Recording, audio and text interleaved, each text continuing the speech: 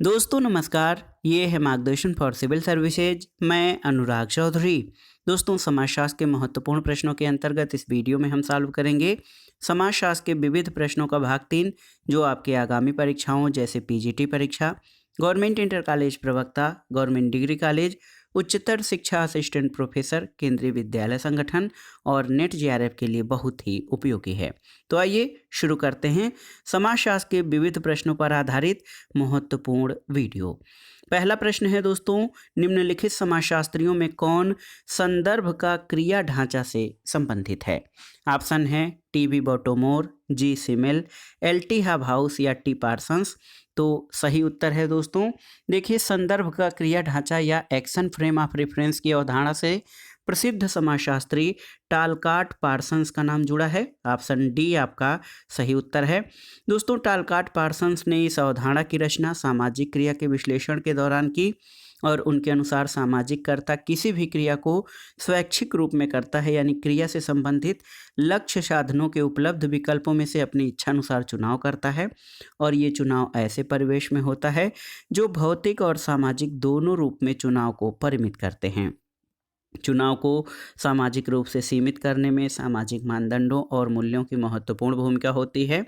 अतः किसी भी सामाजिक क्रिया का विश्लेषण करते समय क्रिया के लक्ष्यों और साधनों के साथ साथ मूल्यों, मानदंडों और विशिष्ट परिस्थितियों को भी ध्यान में रखा जाना चाहिए। इन्हीं तत्वों के आधार पर संदर्भ का क्रिया ढांचा का निर्माण होता है। अगला प्रश्न देखते हैं दोस्तों, महत्वपूर्ण प्रश्न है कि सूची 1 का सूची 2 से मिलान करिए। अल्पसंख्यक, अल्पसंख्यक दोस्तों यहाँ पर ईसाई हो जाएंगे। धोबी ये एक जाति है। मुसलमान, तो मुसलमान जो है इस्लाम धर्म से संबंधित है और भूमि कृषि से संबंधित है। तो देखिए सही मिलान हो जाएगा आपका 3 1 4 2। तो आप देख सकते हैं ऑप्शन सी सही उत्तर हो जाएगा 3 1 4 2। अगला प्रश्न है दोस्तों, सूची 1 का सूची 2 से मिलान कीजिए और दिए गए कूट से सही उत्तर का चयन करिए। मोक्ष, मोक्ष का जो दोस्तों आप देखिए मोक्ष का संबंध संन्यास से है। गर्भाधान जो है एक संस्कार है। द्विज जो है ये वर्ण का उदाहरण है और निष्काम, निष्काम कर्म का सिद्धांत गीता में वर्णित है। तो सही उत्तर हो जाएगा 2 1 4 3। देखिए ऑप्शन बी आपका सही उत्तर है 2 1 4 और 3। अगला प्रश्न है, निम्नांकित में भारतीय संविधान के तहत कौन एक धार्मिक अल्पसंख्यक के रूप में नहीं है? संथाल, मुसलमान, ईसाई या पारसी। तो सही उत्तर है संथाल। दोस्तों 1931 की जनगणना के अनुसार भारत में 10 धार्मिक समूह थे। इनमें हिंदू, सिख, जैन, बौद्ध, जोराष्ट्रियन, मुस्लिम, ईसाई, यहूदी और अन्य जनजाति और गैर जनजाति धार्मिक समूह शामिल हैं। और वर्ष 1961 की जनगणना में केवल 7 धार्मिक कोटियों को शामिल किया गया है। इसमें हिंदू, मुस्लिम, ईसाई, सिख, बौद्ध, जैन और अन्य धर्म तथा संप्रदाय हैं। इसमें भारतीय संविधान के तहत मुस्लिम, ईसाई, सिख, बौद्ध, जैन, पारसी और अन्य धर्म तथा संप्रदाय को अल्पसंख्यक का दर्जा प्राप्त है। दोस्तों संथाल एक जनजाति समूह है, ये अल्पसंख्यक के अंतर्गत शामिल नहीं है। अगला प्रश्न है, कुछ यात्री रेलवे स्टेशन पर ट्रेन का इंतजार कर रहे हैं। इन यात्रियों को क्या कहा जाएगा? एक संस्था, समुदाय, समिति या इनमें से कोई नहीं। तो सही उत्तर है इनमें से कोई नहीं, क्योंकि यदि कुछ यात्री रेलवे स्टेशन पर ट्रेन का इंतजार कर रहे हैं तो इन यात्रियों को संस्था, समुदाय या समिति तीनों में से किसी को नहीं कहा जा सकता, क्योंकि इन यात्रियों में तीनों में से कोई विशेषता नहीं पाई जाती है। अगला प्रश्न है दोस्तों, सूची 1 का सूची 2 से मिलान कीजिए और दिए गए कूट के आधार पर सही उत्तर का चयन कीजिए। देखिए ये प्रश्न बहुत ही महत्वपूर्ण है, विभिन्न सिद्धांत और उनके संबंधित विचारकों का मिलान करना है। देखिए दोस्तों सामाजिक विकास का प्रत्यक्षवादी सिद्धांत ये आगस्ट काम के द्वारा प्रतिपादित किया गया है। सामाजिक विकास का आदर्श प्रकारीय सिद्धांत ये टालकाट पार्सन्स के द्वारा, विकास का सामाजिक मनोवैज्ञानिक सिद्धांत मैकलीलैंड के द्वारा और सामाजिक विकास का प्रसारवादी सिद्धांत डी लर्नर के द्वारा। तो सही सुमेलन हो जाएगा सीधे सीधे 1 2 3 4। देखिए यहाँ पर 1 2 3 4 आपका सही सुमेलन है। अगला प्रश्न है, निम्न में से कौन सा युग्म असंगत है आपको बताना है। देखिए, संस्कृतिकरण एम.एन. श्रीनिवास सही है। बहुपक्षी परंपराएं दोस्तों आप जान लीजिए योगेंद्र सिंह, ये सही सुमेलित नहीं है। सांस्कृतिक विलंबना आकबर्न सही है। और फॉकवेज समनर। तो आप देख सकते हैं बहुपक्षी परंपराएं या बहुल परंपरा की अवधारणा एस.सी. दुबे की है, न कि योगेंद्र सिंह की। तो ऑप्शन बी आपका सही सुमेलित नहीं है। अगला प्रश्न है दोस्तों, निम्नलिखित में से कौन सा सही सुमेलित नहीं है, इसमें आपको बताना है। प्रकार्यवाद रेडक्लिफ ब्राउन सही सुमेलित है। संघर्ष राल्फ डेहरेनडॉर्फ सही है। प्रघटना विज्ञान पीटर ब्ला सही नहीं है। और प्रतीकात्मक अंतःक्रियावाद हर्बर्ट ब्लूमर सही है। आप जान लीजिए दोस्तों, पीटर ब्ला जो हैं ये विनिमय सिद्धांत से संबंधित हैं, न कि प्रघटना सिद्धांत से। तो आप जान लीजिए कि दोस्तों आप देख सकते हैं कि प्रघटना सिद्धांत से पीटर ब्ला नहीं बल्कि विनिमय सिद्धांत से संबंधित है। ऑप्शन सी आपका सही उत्तर हो जाएगा, जो कि सही सुमेलित नहीं है। अगला प्रश्न है, निम्नांकित में कौन एक भारतीय समाज व्यवस्था के अध्ययन से प्रत्यक्ष रूप से संबद्ध नहीं है। देखिए, R K Merton, P N Prabhu, I P Desai या जी एस घुरिये। तो सही उत्तर है आर के मार्टन। दोस्तों आर के मार्टन अमेरिकी समाजशास्त्री हैं। उनकी भूमिका संदर्भ समूह या रेफरेंस ग्रुप और मध्य स्तरीय सिद्धांत में है। वे भारतीय समाज व्यवस्था के अध्ययन से प्रत्यक्ष रूप से संबंधित नहीं हैं। पी एन प्रभु, आई पी देसाई और जी एस घुरिये भारतीय समाजशास्त्री हैं जो भारतीय समाज व्यवस्था के अध्ययन से जुड़े हुए हैं। अगला प्रश्न है दोस्तों, कथन और कारण पर आधारित है। कथन है कि दबाव समूह प्रजातंत्र के लिए खतरा बन सकते हैं, और कारण है कि दबाव समूह मतदाताओं के नियंत्रणाधीन होते हैं। तो आप देख सकते हैं दोस्तों, कथन सही है लेकिन कारण गलत है। और इस प्रश्न की व्याख्या आप इस तरह से समझ सकते हैं कि किसी एक विशिष्ट वर्ग जैसे सरकार, जनसमूह या हित समूह के हितों का प्रतिनिधित्व करने के लिए आपस में मिलकर व्यक्तियों, मालिकों या अन्य संगठनों के समूहों को दबाव समूह कहा जाता है। दबाव समूह के पास राजनीतिक बल होता है जिसके आधार पर वे सरकार के निर्णय को अपने पक्ष में करवाने का प्रयास करते हैं, और सामान्य हित वाले लोगों से मिलकर बनने के कारण दबाव समूहों के अंदर मतैक्य होता है। इसलिए इनमें सरकार के निर्णय को प्रभावित करने की शक्ति होती है। अतः दबाव समूह प्रजातंत्र के लिए खतरा बन सकते हैं, लेकिन दबाव समूह राष्ट्रीय राजनीति में अपना स्थान बनाने के लिए कार्य करते हैं। वे मतदाताओं के नियंत्रणाधीन नहीं होते हैं। कथन सही और कारण गलत है। अगला प्रश्न है, कौन सही सुमेलित नहीं है। देखिए, जीवन जगत प्रतीकात्मक अंतःक्रियावाद। तो सही उत्तर दोस्तों ये सही नहीं है, क्योंकि जीवन जगत का संबंध जो है प्रघटना शास्त्र या फिनोमिनोलॉजी से है, न कि प्रतीकात्मक अंतःक्रियावाद से। व्यवस्था का संबंध प्रकार्यवाद से है। अभिलेखी पद्धति लोक विधि विज्ञान से, और उत्पादन प्रणाली मार्क्सवाद से संबंधित है। अगला प्रश्न है दोस्तों, सूची 1 का सूची 2 से मिलान कीजिए और दिए गए कूट के आधार पर सही उत्तर का चयन कीजिए। इसमें देखिए, श्वेत वसन अपराध का सिद्धांत, तो ये सदरलैंड के द्वारा। द्वंद्वात्मक भौतिकवाद का सिद्धांत कार्ल मार्क्स के द्वारा। श्रम विभाजन का सिद्धांत एमाइल दुर्खीम के द्वारा। और विज्ञानों के संस्तरण का सिद्धांत ऑगस्ट काम्ट के द्वारा प्रतिपादित किया गया है। तो 3, 4, 2, 1। देखिए, इसमें 3, 4, 2, 1 ऑप्शन ए आपका सही सुमेलन हो जाएगा। अगला प्रश्न है दोस्तों, समाजशास्त्र की क्रियात्मक शाखा के विकास क्रम को सही क्रम में सजाइए। देखिए, ऑगस्ट काम्ट, स्पेंसर, मैलिनोवस्की और आर ब्राउन। तो सही उत्तर क्या हो जाएगा। सबसे पहले ऑगस्ट काम्ट आते हैं दोस्तों, इनको समाजशास्त्र का जनक भी कहा जाता है। उसके बाद हर्बर्ट स्पेंसर आएंगे, फिर आर ब्राउन का नाम आता है, और सबसे लास्ट में जो है मैलिनोवस्की। तो 1, 2, 4, 3। देखिए, ऑप्शन सी सही उत्तर है। 1, 2, 4 और 3 आपका सही उत्तर हो जाएगा।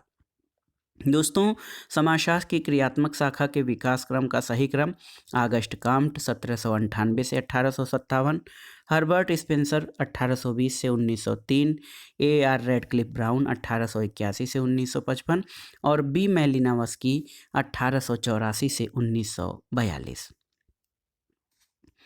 अगला प्रश्न है, कुछ जो है सिद्धांत और उनसे संबंधित विचारक दिए गए हैं। इनमें आपको बताना है कि कौन सा मिलान सही नहीं है। देखिए, दुर्खीम यांत्रिक एवं सावयवी एकता सही है। कूले स्काउट ग्रुप सही है। लेवी स्ट्राट सामाजिक स्थितिकी, तो ये आपका सही नहीं है। वीरकांत स्वरूपात्मक संप्रदाय, तो देखिए दोस्तों ऑप्शन सी आपका सही सुमेलित नहीं है, क्योंकि लेवी स्ट्रास का संबंध संरचनावाद से है। सामाजिक स्थैतिकी और गतिकी की अवधारणा आगस्ट काम्ट ने दी है, तो ऑप्शन सी आपका सही सुमेलित नहीं है। अन्य विकल्प आपके सही सुमेलित हैं। अगला प्रश्न है, निम्नांकित में से कौन सा युग्म सही सुमेलित नहीं है। देखिए, जनांकिकी परिवर्तन का सिद्धांत माल्थस सही है।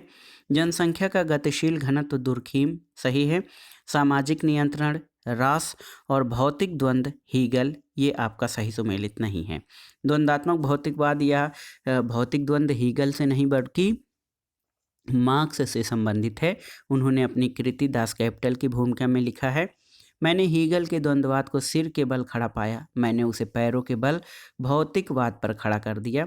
और हीगल द्वंद्ववाद के प्रणेता थे, जबकि हीगल के विपरीत जो है हीगल आदर्शवादी थे, उन्होंने विचार को प्रमुखता दी।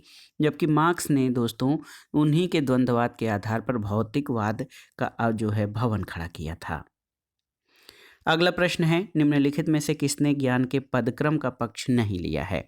देखिए, एमाइल दुर्खीम, ए कॉम्त, एम बेवर या एम फूको, तो सही उत्तर है मिशेल फूको। मिशेल फूको ने ज्ञान के पदक्रम का पक्ष नहीं लिया है।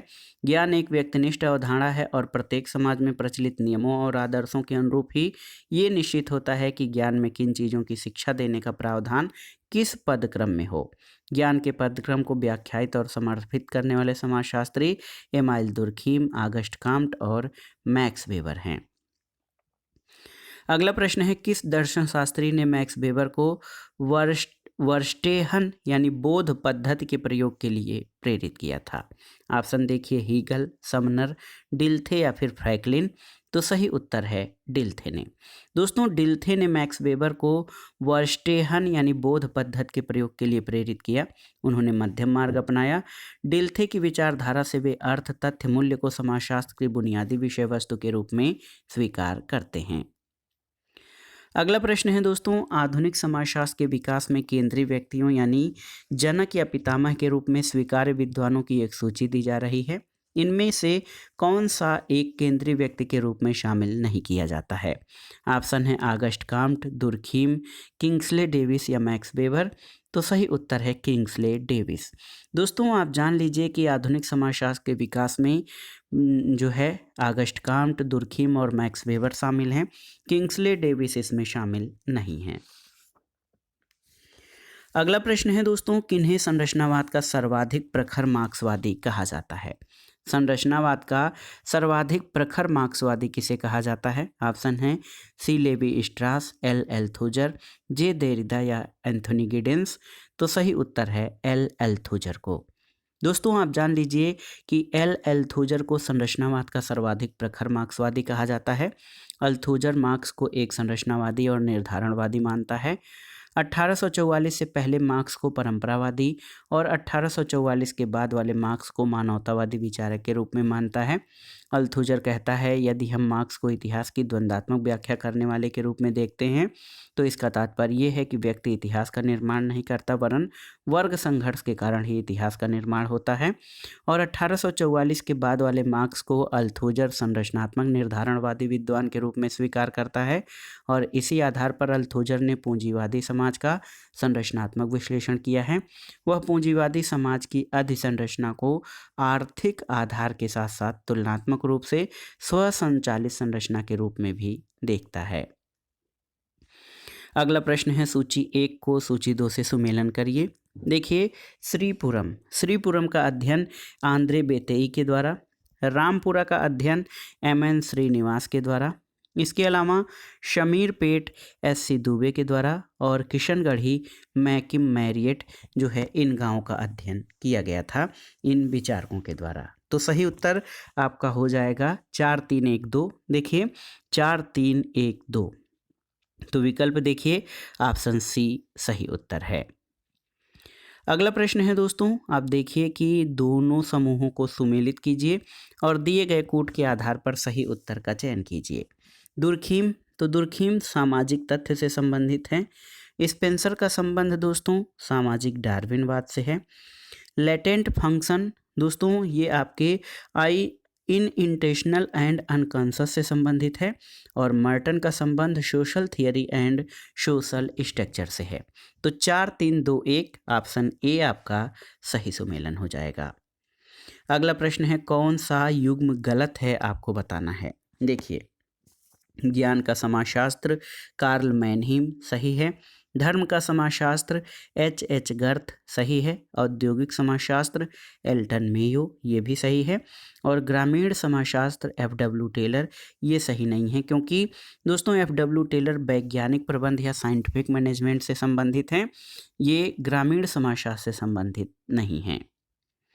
अगला प्रश्न है, निम्नलिखित में सूची 1 का सूची 2 से मिलान कीजिए और दिए गए कूट के आधार पर सही उत्तर का चयन कीजिए। देखिए, सावयवी एकता दोस्तों सावयवी एकता का सिद्धांत इमाइल दुर्खीम के द्वारा प्रस्तुत किया गया है, आप देख सकते हैं। तार्किकीकरण ये मैक्स वेबर के द्वारा। और अलगाव का सिद्धांत कार्ल मार्क्स के द्वारा। और पश्चिमीकरण एम एन श्रीनिवास के द्वारा। तो सही उत्तर क्या हो जाएगा, आप देख सकते हैं कि 1 2 3 4 1 देखते हैं 2 3 4 1 ऑप्शन बी आपका सही उत्तर है। अगला प्रश्न है दोस्तों, निम्नलिखित में से किसको भारतविद जाना जाता है। लुई ड्यूमा, एम एन श्रीनिवास, एस सी दुबे या सुरजीत सिन्हा को। तो सही उत्तर है लुई ड्यूमा। दोस्तों लुई ड्यूमा को भारतविद जाना जाता है, ये भारत विद्या परिप्रेक्ष्य से संबंधित हैं। इस परिप्रेक्ष्य के अनुसार भारतीय समाज का अध्ययन करने के लिए ऐतिहासिक तुलनात्मक पद्धति और भारत विद्या के आधार पर अध्ययन किया जाता है। इनमें सामाजिक संस्थाओं का अध्ययन प्राचीन भारतीय इतिहास, पुराण ग्रंथ और शास्त्रों के आधार पर किया जाता है। एम एन श्रीनिवास और एस सी दुबे संरचना प्रकारवादी और सुरजीत सिन्हा सभ्यतावादी परिप्रेक्ष्य से जुड़े हैं। अगला प्रश्न है, सुधारक सेवाओं के केंद्रीय ब्यूरो की स्थापना कब हुई थी। Central bureau of correctional services. तो सही उत्तर है 1961 यानी 1961 में। दोस्तों सुधारक सेवाओं के केंद्रीय ब्यूरो की स्थापना 1961 में राष्ट्रीय सांख्यिकी और गाइड बुक की तैयारियों और मॉडल योजनाओं के संग्रहण और संकलन के लिए की गई थी। अगला प्रश्न है, राष्ट्रीय अल्पसंख्यक आयोग का गठन कब हुआ था। तो आप जान लीजिए 1992 यानी 1992 में। दोस्तों राष्ट्रीय अल्पसंख्यक आयोग का गठन 1992 में हुआ था। इसके पहले अध्यक्ष न्यायमूर्ति मोहम्मद सरदार अली खान 1993 से 1996 रहे। और दोस्तों वर्तमान में इसके सरदार इकबाल सिंह लालपुरा 10 सितंबर 2021 से राष्ट्रीय अल्पसंख्यक आयोग के अध्यक्ष रहे हैं।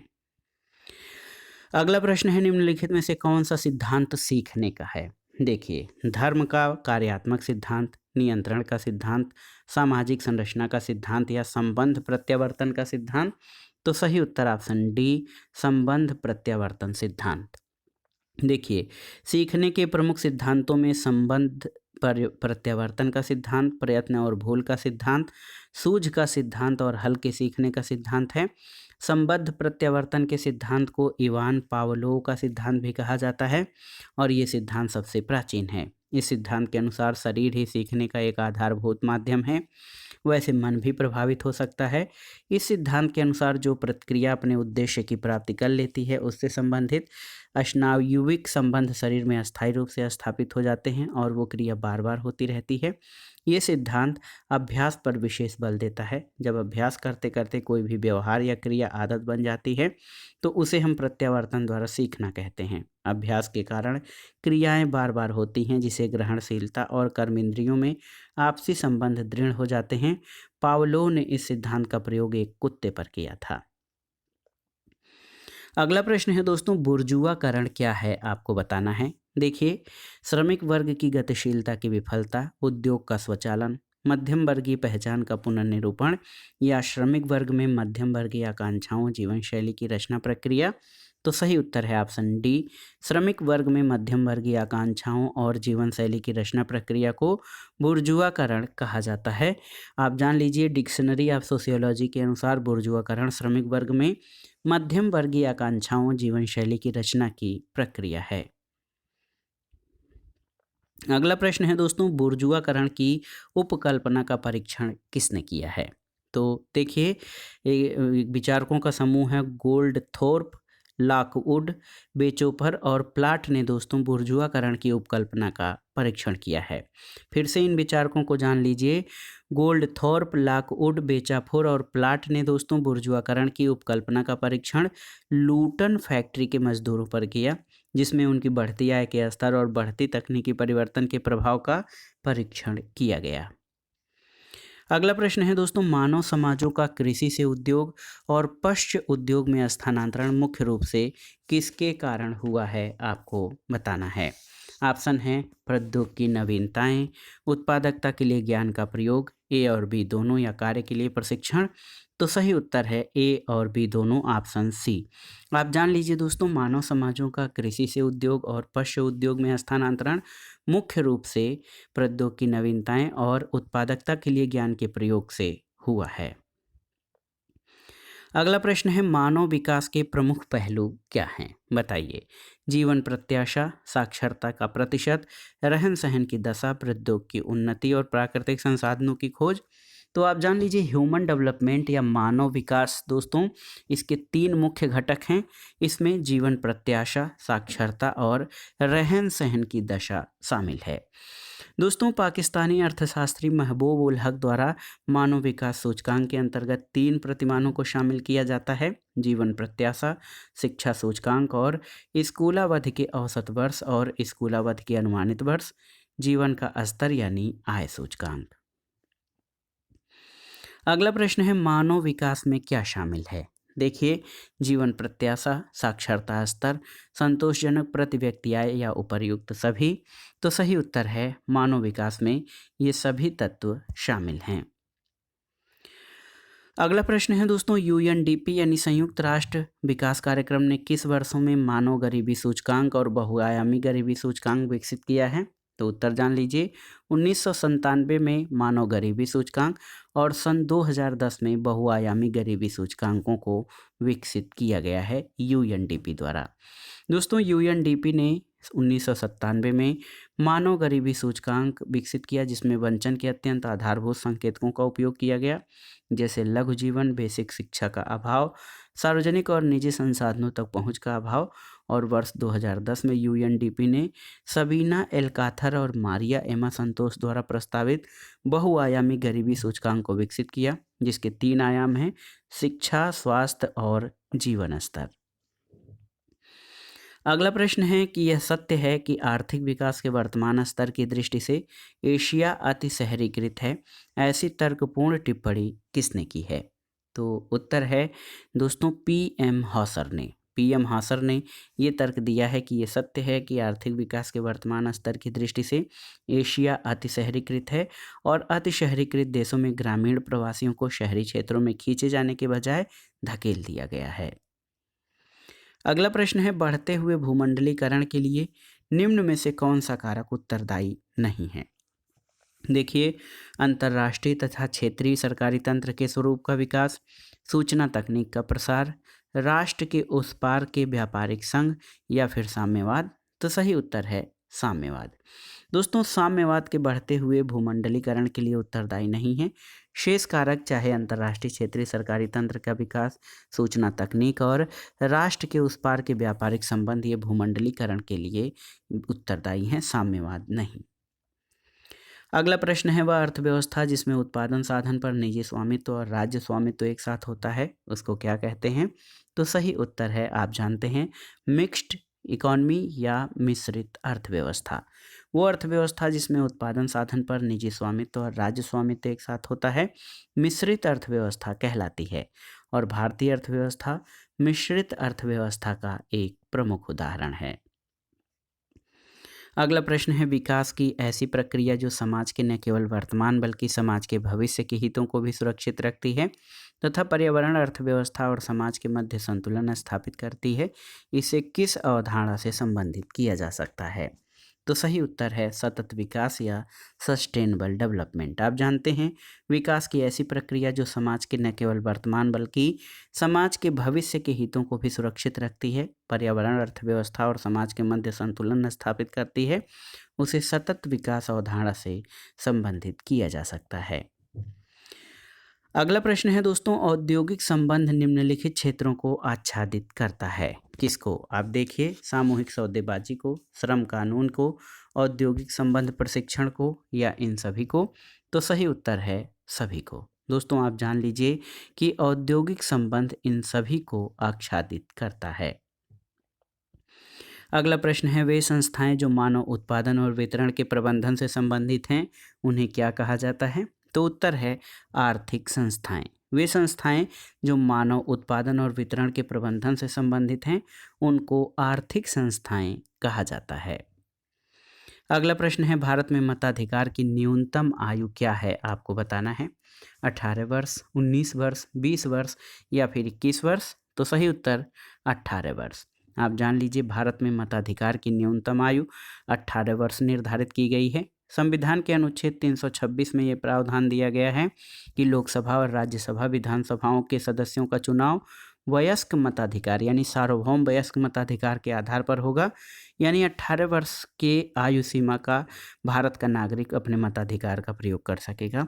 दोस्तों 1989 से पहले ये जो न्यूनतम आयु सीमा मतदान की थी वो 21 वर्ष थी, लेकिन आप जान लीजिए कि 61वें संविधान संशोधन 1989 के द्वारा इसे कम करके 18 वर्ष कर दिया गया है। तो दोस्तों ये था आज का वीडियो, समाजशास्त्र के विविध प्रश्नों का भाग 3 जो आपके आगामी परीक्षाओं के लिए बहुत ही उपयोगी है। आप इन प्रश्नों को तैयार कर लीजिएगा। अगले भाग को हम अगले वीडियो में प्रस्तुत करेंगे। तब तक हमारे चैनल से जुड़े रहें, वीडियो को लाइक करें, शेयर करें और इस चैनल मार्गदर्शन फॉर सिविल सर्विसेज को सब्सक्राइब करें। वीडियो देखने के लिए धन्यवाद दोस्तों। नमस्कार।